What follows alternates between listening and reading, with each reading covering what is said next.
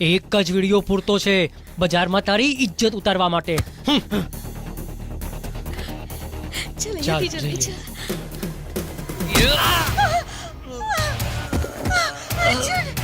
તમે શું સમજતા હતા મને? હા, ખબર છે કેટલાય ધૂળ ચટાવી આ પોઝિશન પર આવ્યો છું. અને આફ્ટર ઓલ તું મારી 25 વર્ષની મહેનત પર પાણી ફેરવત, અને એ પણ આ મામૂલી કેમેરાના સહારે. એ હવે ઉઠવાનો નથી. ચાલ તું ઉઠી જા. હું તને મારી નાખીશ.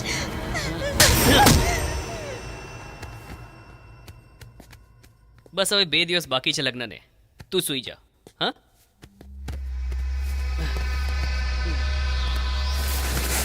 આજે અમાવસની રાત છે. આજે મારું સપનું પૂરું થશે. મારું સપનું પૂરું થશે એટલે આજે હું બહુ ખુશ છું. અને આની વચ્ચે આ આવી ગઈ. હું અહીંયા પર છું યા જાણી ગઈ હતી, એટલે જ મેં આને આ બોક્સમાં બંધ કરી દીધી હતી. અને એ જ દરમિયાન તમે બધા આવી ગયા. વિચાર્યું હતું તમને લોકોને ડરાવી બહાર ભગાડી દઈશ. અર્જુન ભૂત બની ફરે છે એવો વિશ્વાસ મેં તમને દેવડાવી પણ દીધો હતો, પણ ત્યારે જ આ બેવડો ટપકી પડ્યો. જો આને મારી નાખીશ તો બધું જ ક્લિયર થઈ જશે.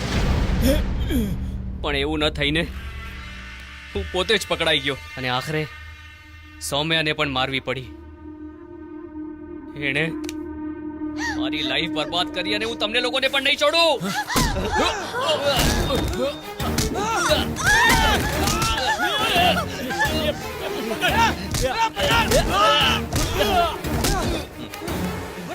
મોટા બાહુબલી સ્ટાઇલમાં માર.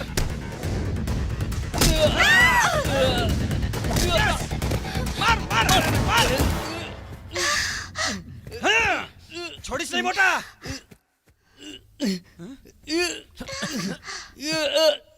મીનાક્ષી, પેલો ફોન ઉપાડ.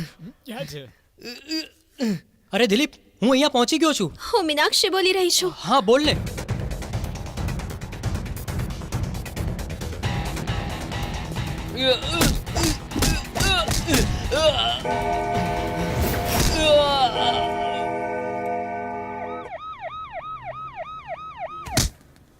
ચલ ચલ બહાર, ચલ બહાર. જુઓ તો ખરા. તમે જે નાટક કર્યું એનો વિડીયો અમારી પાસે પહોંચી ગયો છે. ભાગવાની કોશિશ નહીં કરતા, સમજાયું?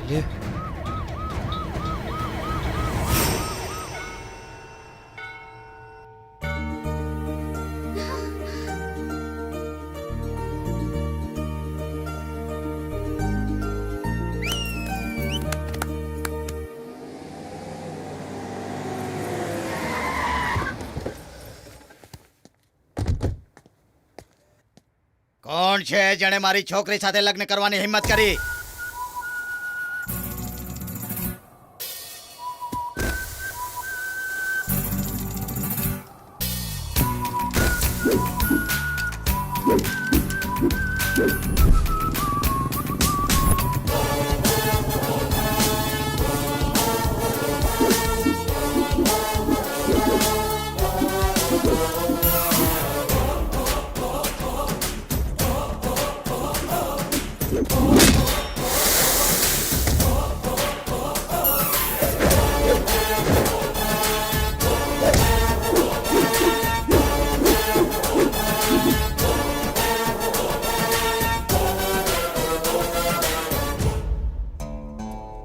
માનું છું કે અમે આવવામાં મોડું કરીએ છીએ, પણ આવીએ જરૂર છીએ. તોપસિંહ નામ છે મારું. મારાથી મોટી તોપ કોઈ નથી અમદાવાદમાં. નમૂનો પણ જોઈ લીધો ને. શું ઈચ્છે છે? આ શું પાવરનો રોપ દેખાડો છો મને? પાવરથી જ પંચ નીકળે છે, સમજ્યા? આ પાવર, આ પંચ. સમજાઈ ગયું ને? દગવા, નજર રાખ. શું છે? મજાક કરો છો? મારી સાથે મજાક કરો છો? તમારી આટલી હિંમત? લગ્ન કરવા માટે હિંમત નહીં, પ્રેમની જરૂર હોય છે સર, જે પેલા પાસે બહુ છે. તમે ગમે તેટલી તાકાત લગાવી પણ એને દીકરીનો હાથ નહીં છોડ્યો. શું બકવાસ કરે છે? અરે મોટા, તે અવાજ સાંભળ્યો? લાગે છે બહાર કંઈક ગડબડ છે. હું હમણાં જોઈને આવું છું. તમે ચાલ ને. અહીંયા સિરિયસ વાત ચાલી રહી છે ને કોઈ મનમાં વાત કરે ને તો મારી છટકી જાય છે. બરફની પાટ પર સુડાવીને મારીશ. જો તોપની વાતમાં ડબકું માર્યું છે ને તો તોપમાં ઉડાવી દઈશ. યાદ રાખજો, મારું નામ તોપસિંહ છે. સર, 30 વર્ષનો એક્સપિરિયન્સ છે મને. મેં પણ પ્રેમ કર્યો હતો. હું પણ એ છોકરાના પપ્પાને મળવા ગયો હતો, પણ એમણે મારી વાત સાંભળ્યા વગર જ મને ધક્કા મારીને ઘરેથી કાઢી મૂક્યો. ત્યારે હું ઇન્સ્પેક્ટર નહોતો બન્યો. અમે ભાગીને લગ્ન કરી લીધા અને ત્યાર પછી મને ખબર પડી કે મારી વાઈફ તેની ફેમિલીને બહુ જ પ્રેમ કરતી હતી. એ તેના પિતાને ભૂલી નહોતી શકતી અને મારી વિના પણ જેવી નહોતી શકતી. અને આ જ ગુંગળા મણે એનો જીવ લઈ લીધો. ક્યાંક આવી જ પરિસ્થિતિ તમારી દીકરી સાથે ન થાય સર. મારી વાઈફની છેલ્લી ઈચ્છા હતી કે કોઈ લવર્સ કેસ હોય તો એમની ફેમિલીને સમજાવીને બંનેના લગ્ન કરાવી દઉં. પોતાની દીકરીની લાશ જોઈને મારા સસરા પણ ગુજરી ગયા હતા. આ બધું કરવાથી શું કોઈ ફાયદો છે સર? મારી વાઈફ સાથે જે થયું એ તમારી દીકરી સાથે ન કરો સર.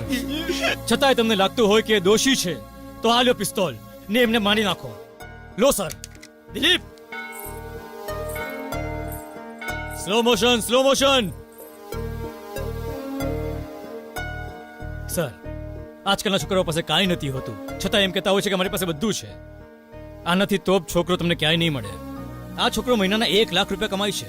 જુઓ તો ખરા સર, કેટલી સુંદર જોડી લાગી રહી છે. તમે દીવો લઈને ફરશો તો બી આવો તોપ નહીં મળે તમને.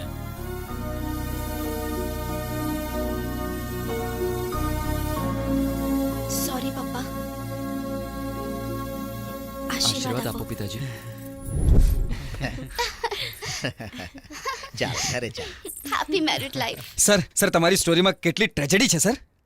ટ્રેજેડી, લવ સ્ટોરી, મારી કોઈ એવી કહાની હતી જ નહીં. એ તો મેં બ્લેકમેલ કરવા માટે કહાની બનાવી હતી.